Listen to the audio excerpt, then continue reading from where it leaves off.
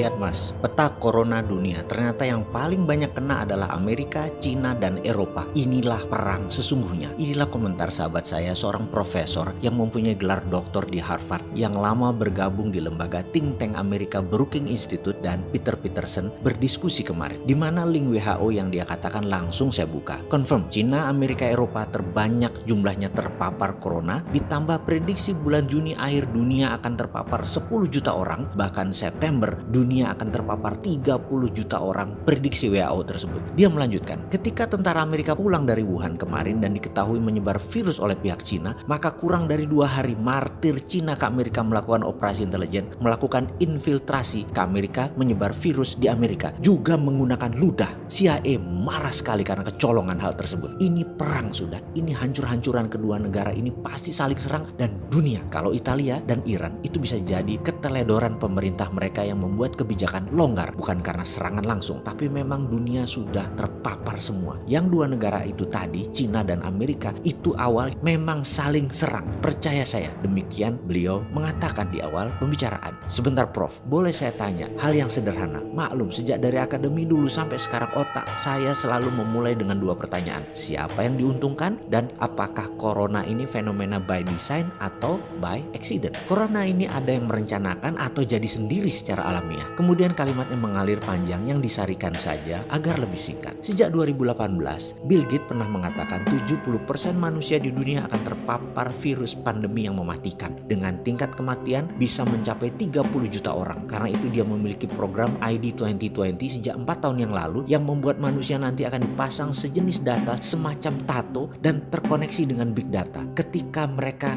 dipasang antivirus. By the way, kok Bill Gates yang mengawali hal ini ya? Ya, Bill Gates adalah salah satu the have dari kelompok Bilderberg. Apakah geng Bilderberg di belakang ini semua? Kita coba rincikan. Semenjak mereka, kaum the have ini diserang di Davos 2018, mereka hingga saat ini sudah banyak melakukan rapat-rapat rahasia, shadow meeting di antara inner circle mereka, core mereka yang semuanya adalah orang Eropa dan Amerika Utara, itu hampir semuanya keturunan Wahyudi. Mereka ini ada di mana-mana dan menguasai winner takes all di bidang masing-masing. Bagi mereka semua sudah borderless, antar negara, antar wilayah itu tidak ada. Mereka biasa bergerak sebagai shadow dimanapun, di banyak negara, bahkan banyak negara di bawah kendali mereka, pemimpin-pemimpin atau penguasanya. Secara harafiah, Amerika itu shadow country-nya Israel. Amerika itu proksinya Israel. Israel proksinya Wahyudi. Begitu bukan? Yang di permukaan Israel, yang shadow-nya Yahudi Wahyudi. Jadi corona itu kalau dianalisa dari beberapa think tank anti mainstream, ini bukan masalah Cina Amerika lagi. Ini masalah who the real controller of the world. Mereka Wahyudi Israel merasa sudah masanya dunia ini harus didistract, diubah lagi aturan mainnya, sekaligus balasan dari Holocaust. Ini revenge, ini vendetta. Yahudi sudah biasa main sebagai bayangan. Sejak zaman Nabi Musa mereka sudah mengelana ke sana kemari. Catatan, terusir. Sudah biasa dibully dan tertekan dari semua zaman. Puncaknya serangan hari aneh di tahun 1308 yang dikenang sebagai Friday the 13th, the end of the Night Templar, yang sampai sekarang menjadi teka-teki dunia. Yahudikah di belakang eksekusi Templar tersebut? Templar, pengendali Yerusalem dan pembuat strategi pengiriman uang antar wilayah, mendadak musnah hilang dari permukaan bumi. Siapa di belakang itu semua? Siapa mereka? Semua harta Templar hilang, dan sejak saat itu, sejak abad 14 itu, semua jadi shadow, jadi bayangan. Mereka tidak terlihat ada di mana-mana, tetapi ada di mana-mana dan mengendalikan. Perkiraan data analisis sementara ini, Yahudi Zabatai di belakang yang akan meriset dunia ini. Mereka secara kalkulasi harus menjawab who is benefiting dari peristiwa corona ini. Siapa yang paling bermanfaat, dialah yang memainkan sesungguhnya. Ke depan sepertinya akan ada 00 baru, patokan baru. Sesungguhnya sekarang masih terlalu awal bagi banyak pengamat. Masih belum ketebak apa yang akan mereka mainkan, tetapi sudah mulai kebayang arahnya. Sudah mulai terasa. Wahyudi agaknya berencana menggeser epicentrum dunia. Dunia akan jadi full digital dan nantinya ada God Eyes. God Eyes adalah sebuah sistem big data dunia yang mereka akan kendalikan. Untuk itu, kalau dulu kita pernah mengatakan distraction is the real CEO jobs,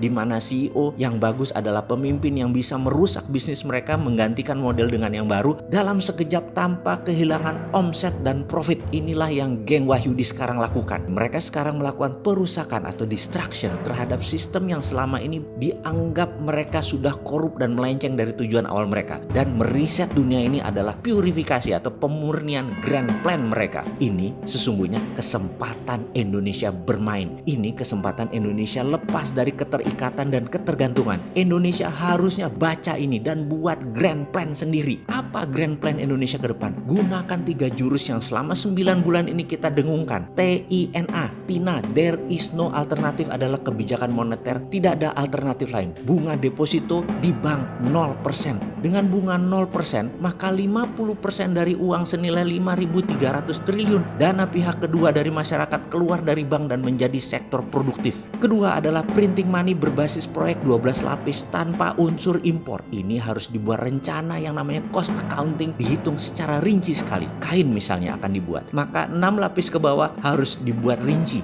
Benang dari mana, bahan benang dari mana, kapas dari mana, polyesternya dari mana, mesinnya dari mana, dan harus lokal konten semua. Dan mesin dibikin saat ini. Bahan baku harus lokal buat kain tersebut. Mesin boleh tiru atau ngopi mesin negara lain. Tiru modifikasi, tiru plek, sikat. No rule. 6 lapis ke atas yaitu nanti jadi bajunya, kancingnya, resletingnya, kerahnya, distribusinya terus dipecah 12 lapis. Dan printing money tadi khusus untuk proyek tipe seperti ini. Khusus industri manufaktur, juga properti, pertanian, pangan, infrastruktur, termasuk ibu kota baru, biayai. Dan ibu kota baru ini nanti di bawah kementerian, bukan gubernur. Seperti Putrajayanya Kuala Lumpur, kota itu kasih nama Garuda Pura misalnya. Pusat pemerintahan baru NKRI. Semua dana ya kuantitatif easing, rupiah biru, pakai MMT, basis keilmuannya, ilmu dasarnya modern monetary theory. Terakhir SWF, Sovereign Wealth Fund, yang kalau tidak paham MMT dianggap cara berutang baru. SWF itu ya tidaklah. SWF tadi pakai mineral underlayingnya.